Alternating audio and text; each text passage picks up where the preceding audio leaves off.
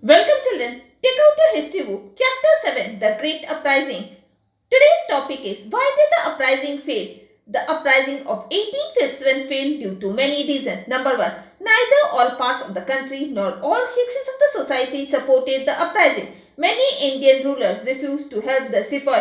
Some helped the British to suppress the uprising. Number 2. The uprising was not properly organized as they were uncoordinated in different parts. The sepoys had no proper ideology or program to follow. Number 3. The movement suffered from weaker leadership. Most of them fought to liberate their territories. None emerged to coordinate the movement and give it a purpose and direction. Number 4. The sepoys were short of weapons and finances, whereas the company's army had modern weapons and unlimited funds. Nature of the uprising.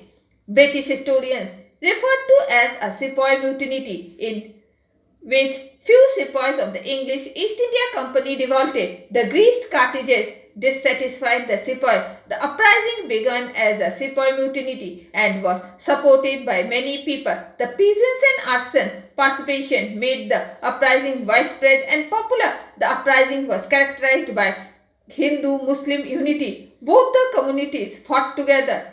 Indian historians called it as the First War of Independence. After the uprising, after 1858, the British policies in India saw many changes. All these changes strengthened the British hold and prevented another country-wide uprising. Number 1. The rule of East India Company and came to an end in August 1858 when the British Parliament passed an act. All administrative powers were transferred to the Crown.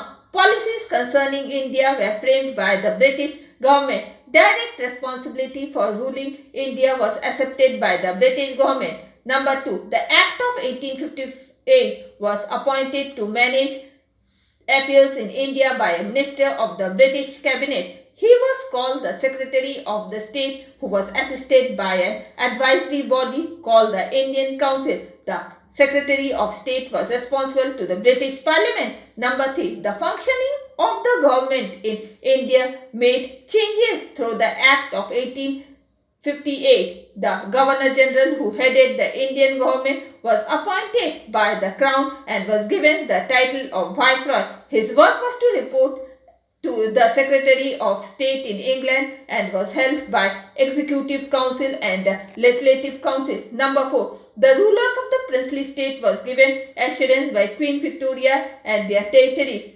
would not be annexed. To help the rulers stay in power, the internal revolts were suppressed by the British government after 1857. The British government tried to make the princely state its allies by stopping all annexations, withdrawing the doctrine of lapse, rewarding titles and honors to its rulers.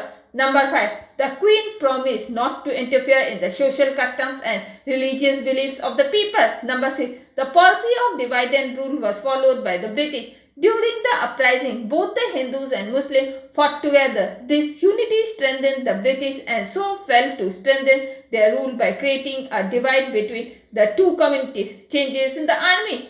To prevent another uprising, the army was reorganized. The ratio of soldiers was raised. 1 or 2 was fixed in the Bengal army or 2 or 5 in the Bombay and Madras armies. European troops were held by all strategic positions.